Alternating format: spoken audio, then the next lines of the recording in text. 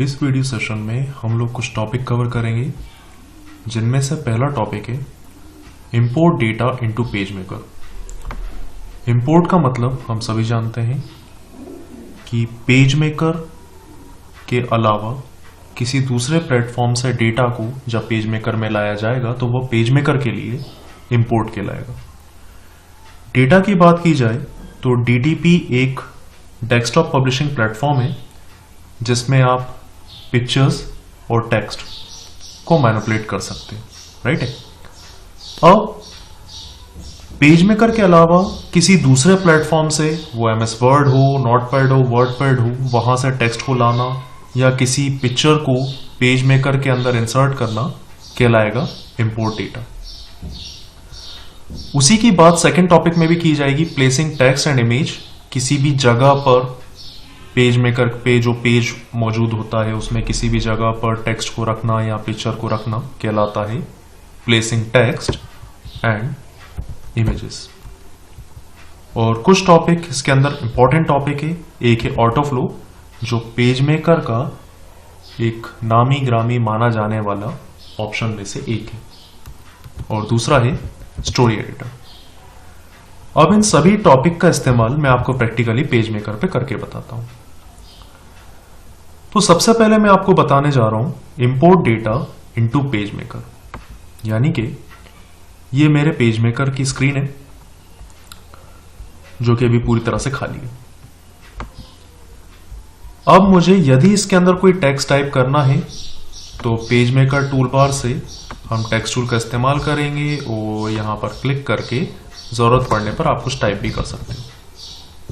लेकिन यदि आपके पास पहले से कोई टेक्स्ट टाइप करके रखा हुआ है पेज मेकर के अलावा किसी दूसरे सॉफ्टवेयर में, तो जैसे कि यहाँ एग्जांपल के लिए मैंने अपने डेस्कटॉप पे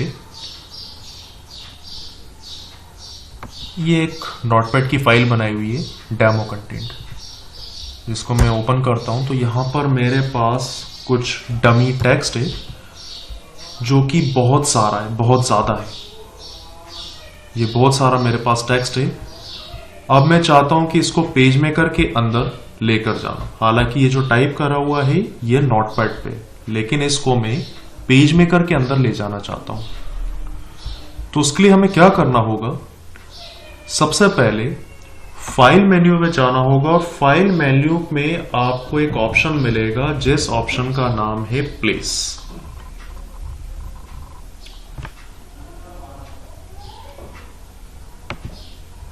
One second. Okay. File menu में एक ऑप्शन मिलेगा जिसका नाम है प्लेस। तो जैसे हम प्लेस पे क्लिक करेंगे तो आपके सामने एक डायलॉग बॉक्स आएगा। ये डायलॉग बॉक्स प्लेस का होगा, जिसमें आपको आपकी फाइल सेलेक्ट करनी होगी जहां कहीं भी आपने सेव कर रखी है। तो जैसे कि अभी मैंने बताया कि मैंने फाइल को डेस्कटॉप पे सेव किया है, तो मैं डेस्कटॉप पे जाऊंगा और यहां पर मैं अपनी फाइल लूंगा। आप यहां स्क्रॉल करके भी ला सकते हैं या फिर टाइप भी कर सकते हैं। तो मेरे पास काफी सारा डेटा है डेस्कटॉप पे, तो मैं टाइप कर लेता हूं डेमो कंटेंट और ओपन। अब आप गौर करिएगा कि जो माउस का पॉइंटर है इसका आइकन जो है वो चेंज हो जाएगा। अब आप अपने पेज मेकर पे जहां कहीं भी क्लिक करेंगे तो मैं कॉर्नर पे क्लिक करता हूं और मार्जिन एरिया के अंदर अंदर वो टेक्स्ट आ जाएगा। थोड़ा सा जूम करके दिखाता हूं, ये देखिए, ये टेक्स्ट आ गया।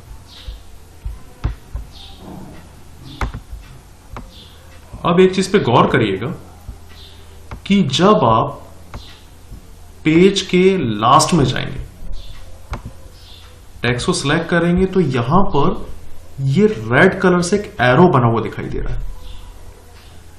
ये रेड एरो जो है ये इंडिकेट करता है कि ये पूरा टेक्स्ट नहीं है, मतलब और टेक्स्ट आना बाकी है। तो जब इस रेड एरो पे क्लिक करके थोड़ा सा नीचे ड्रैग करेंगे तो बचा हुआ टेक्स्ट निकल के आएगा। ये देखिए निकल के आया, ये और निकल के आया, ये और निकल के आया। तो अगर वो नीचे कर देते हैं तो निकल के तो आ जाएगा, लेकिन परेशानी वाली बात यह है कि जब इस पेज को प्रिंट किया जाएगा ना, तो उतना ही एरिया प्रिंट होगा जो मार्जिन के अंदर है। बाकी एरिया आपको सॉफ्ट कॉपी में आपको कंप्यूटर पे दिखाई देगा, लेकिन वह प्रिंट में नहीं मिलने वाला। तो अब इस परेशानी का रास्ता क्या है? इस परेशानी का जो इलाज है, सॉल्यूशन है, वो है ऑटोफ्लो, जो कि मैंने आपको यहां पे बताया। तो पहले हम लोग ऑटोफ्लो देख लेते हैं, फिर बाकी टॉपिक को लेकर बात करेंगे। ऑटोफ्लो क्या है वो देखिए। अभी मैं क्या करता हूं, इस टेक्स्ट को जो मैं प्लेस किया है, इसको मैं सिलेक्ट करके डिलीट कर दे रहा हूं। अभी हमें क्या करना होगा, पेज मेकर में लेआउट मेन्यू में जाकर लास्ट में एक ऑप्शन दिया रहेगा ऑटोफ्लो, इसको ऑन कर देना। तो जैसे आप ऑटोफ्लो पे क्लिक करोगे, स्क्रीन पर कुछ नहीं होगा, लेकिन वापस लेआउट मेन्यू में जाकर देखेंगे तो ऑटोफ्लो के सामने ये टिक लगा हुआ आ जाएगा। इसका मतलब ये कि ऑटोफ्लो फीचर जो है पेज मेकर का, वो एक्टिवेट हो चुका है। ओके, अब ऐसा करने का फायदा ये है कि मैं दोबारा फाइल में जाता हूं, दोबारा प्लेस पे क्लिक करता हूं और अपना टेक्स्ट लेकर आता हूं, जो मैंने डेस्कटॉप पे सेव करा हुआ है डेमो कंटेंट के नाम से। अब मेजर बात यह है कि यहां पर देखिए मेरे कर्सर का साइन चेंज हो गया और इस तरह का कोई कर्व एरो बना हुआ है। और एक चीज छोटी सी बताऊंगा, यहां पर स्क्रीन के कॉर्नर पे देखिएगा लिखा हुआ आ रहा है 1, जहां पर मेरा माउस है। इसका मतलब यह है कि मेरे डॉक्यूमेंट में केवल एक ही पेज है। ये मैं क्यों बता रहा हूं, ये अभी देखिए। तो मैं वापस गया, कॉर्नर पे मैंने क्लिक करा, जिससे मेरा टेक्स्ट जो है नोटपैड का वो पेज मेकर पे आ जाए। ये आया, लेकिन अब आप लेफ्ट साइड देखेंगे तो पहले जो हमें 1 दिखाई दे रहा था, जिसका मतलब कि हमारे पास एक ही पेज था, अब हमारे पास एक पेज नहीं है, हमारे पास कुल मिला के ऑटोमेटिकली उसने 2 नए पेजेस पेज मेकर ने ऐड कर दिए। क्यों? क्योंकि जितना बड़ा टेक्स्ट हमारे नोटपैड में था वो एक पेज में नहीं आ सकता था। तो जितने जरूरत पड़ती जाएंगे उन पेजेस के लिए वो अपने आप पेजेस को ऐड करता जाएगा। ये 2, 3, 4, 5 ऐड होते जाएंगे, सारे पेजेस में केवल टेक्स्ट होगा। तो ये था ऑटोफ्लो। और दूसरी चीज हमने एक साथ और कवर करी है, वो है प्लेसिंग टेक्स्ट, यानी कि पेज मेकर के अंदर किसी दूसरे प्लेटफॉर्म से, प्लेटफॉर्म मतलब नोटपैड से, पेज मेकर के अलावा मैं नोटपैड से टेक्स्ट को लेकर आया। ठीक उसी तरह मैं इमेजेस को अब लेकर आऊंगा अपने पेज मेकर में, हालांकि ऑटोफ्लो का पार्ट नहीं होगा। ऑटोफ्लो केवल इतना ही था कि जरूरत के हिसाब से अगर पेजेस कम है, टेक्स्ट ज्यादा है, तो वो ऑटोमेटिक पेजेस को ऐड करता जाएगा। ठीक है, अब मैं आपको बताने जा रहा हूं प्लेसिंग इमेजेस। प्लेसिंग इमेजेस क्या होता है, मैं एक नया पेज लेता हूं, कि पेज मेकर में किसी पिक्चर को ऐड करना। तो प्रोसेस पूरी वही रहेगी जिस प्रोसेस से हम टेक्स्ट को ऐड कर रहे थे, कि फाइल मेन्यू में जाएंगे और सिलेक्ट करेंगे प्लेस ऑप्शन। प्लेस ऑप्शन में आप वहां पर जाएं जहां आपने इमेजेस आपकी सेव कर रखी हो। तो मैं अपनी कुछ लोकेशन में जाता हूं कि जहां पर मैंने पिक्चर्स को सेव कर रखी हैं।